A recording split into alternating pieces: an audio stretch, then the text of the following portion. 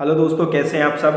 Ethics की जो हमारी सीरीज़ चल रही थी उसमें हम एटीट्यूड के 2 लेसन्स हमने पिछले क्लासेस में पढ़ चुके हैं, जिसमें एटीट्यूड लगभग हमारा कंप्लीट हो गया था। सिर्फ फंक्शंस ऑफ एटीट्यूड ये रह गए थे। एटीट्यूड के बारे में हमने पढ़ा था कि एटीट्यूड क्या होता है। एटीट्यूड एक मेंटल इमेज होती है, एक मेंटल इवैल्यूएशन होता है किसी इंडिविजुअल का, किसी भी चीज़ के बारे में, किसी व्यक्ति के बारे में, स्थान के बारे में, जिससे वह उस चीज़ के बारे में, उस स्थान के बारे में, व्यक्ति के बारे में पहले से एक इमेज तैयार कर लेता है कि ये व्यक्ति अच्छा है या बुरा है, ये फेवरेबल है या अनफेवरेबल है। उसी के हिसाब से उस व्यक्ति का एक्शन होता है। यदि वो समझता है कि वो चीज़ बेकार है, नेगेटिव है, तो उससे बचने की कोशिश करेगा, और ऐसे लगता है कि फेवरेबल है, अच्छा है, तो उसके साथ में रहने की कोशिश करेगा, उसको अचीव करने की कोशिश करेगा। तो एटीट्यूड के बारे में जनरल जो चीज़ है वो हमने पहले पढ़ ली थी, समझ ली थी। अब एटीट्यूड के कार्य क्या है वो हम इस लेसन में, इस सीरीज़ में, हम इस लेक्चर में पढ़ने वाले हैं। डैनियल कार्ड्स एक फेमस थ्योरिस्ट हुए हैं। उन्होंने एटीट्यूड के 4 फंक्शंस बताए हैं। पहला तो यूटिलिटेरियन फंक्शन, जिसे हिंदी में उपयोगितावादी दृष्टिकोण कहेंगे। दूसरा नॉलेज फंक्शन, ज्ञान कार्य जैसे हिंदी में कहेंगे। और ईगो डिफेंसिव फंक्शन, अहम रक्षात्मक कार्य कहेंगे। और चौथा वैल्यू एक्सप्रेसिव फंक्शन। तो ये 4 जो है फंक्शन एटीट्यूड के होते हैं डैनियल कार्ड्स के हिसाब से। अब इन जो चारों फंक्शंस हैं उनको 1 बाय 1 हम यहाँ पर समझने की कोशिश करते हैं। पहला वैल्यू एक्सप्रेसिव फंक्शन। व्यक्ति जो मन में सोचता है, जो व्यक्ति मन में मानता है, उसका जो कार्य होता है वो भी उसी के हिसाब से होता है। जैसे नाम से ही स्पष्ट है, वैल्यू एक्सप्रेसिव फंक्शन। हर व्यक्ति की कुछ सेल्फ वैल्यूज़ होती हैं, खुद की सोच होती है, खुद का एक एटीट्यूड होता है, और वह जो कार्य करता है वो उसमें रिफ्लेक्ट होता है। ठीक है, जैसे कोई व्यक्ति मानता है कि भाई ईमानदारी से रहना चाहिए, ईमानदारी, honesty is the best policy, है ना। यदि ईमानदारी पे किसी का विश्वास है तो उसके एक्शन में भी दिखेगा, वो हर कार्य ईमानदारी से करेगा।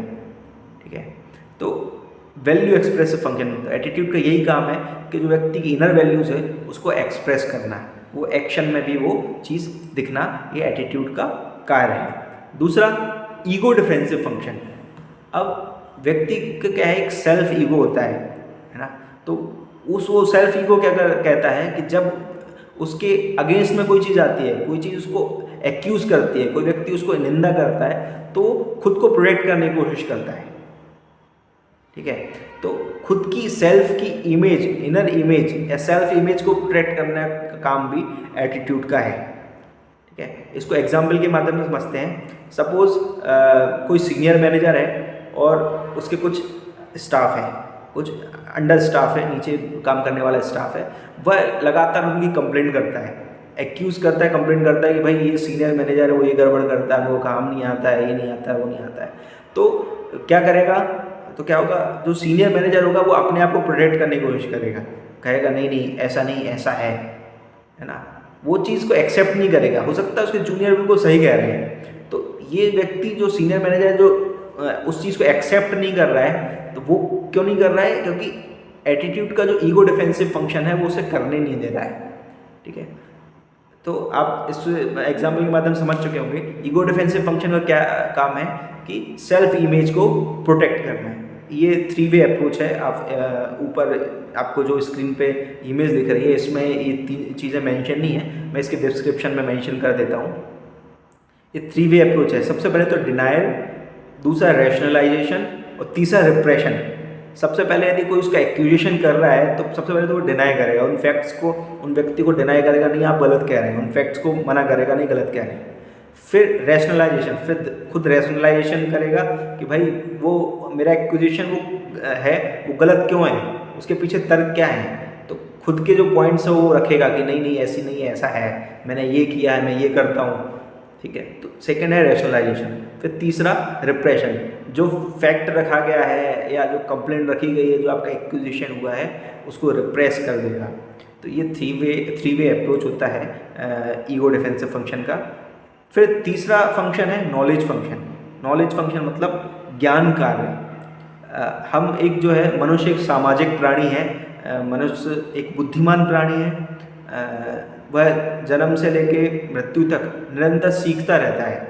ठीक है, सीखता कैसे कि वो चीज़ों को प्रिडिक्ट कर करके सीखता है। उसको किसी चीज़ के बारे में थोड़ा सा ज्ञान होता है तो पूरा उसके अंदर उसकी रूपरेखा पूरा समझ जाता है। ठीक है, और तुरंत वहीं वो एटीट्यूड उस संबंध में तैयार कर लेता है।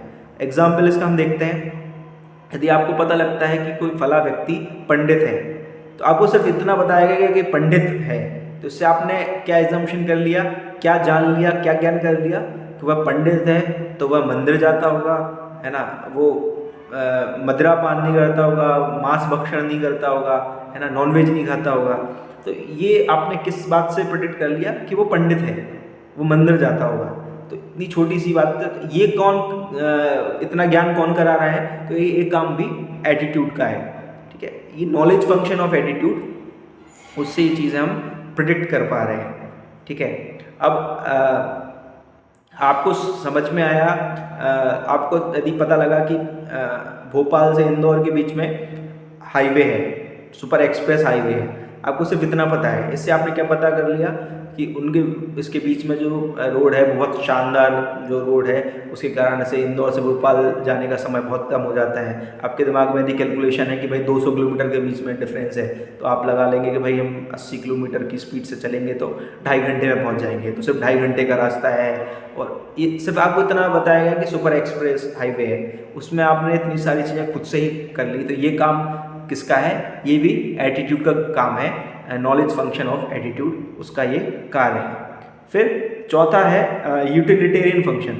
जो यूटिलिटेरियन फंक्शन है इसको इंस्ट्रूमेंटल फंक्शन भी कहते हैं और इसको एडेप्टिव फंक्शन भी कहा जाता है। उपयोगितावादी दृष्टिकोण, जैसा कि नाम से ही स्पष्ट है कि व्यक्ति अपनी उपयोगिता के आधार पर कार्य कर रहा है, एटीट्यूड के कारण से उपयोगिता के हिसाब से कार्य करता है। अब ह्यूमन की टेंडेंसी क्या होता है, ह्यूमन नेचर क्या होता है कि जो चीज़ें उसको रिवॉर्ड करती है ना, वो उन चीज़ों को बार बार करने की कोशिश करता है। जिन चीज़ों से उसको पनिशमेंट मिलती है या उसकी निंदा होती है या उसको तकलीफ होती है, तो उन चीज़ों को अवॉइड करता है।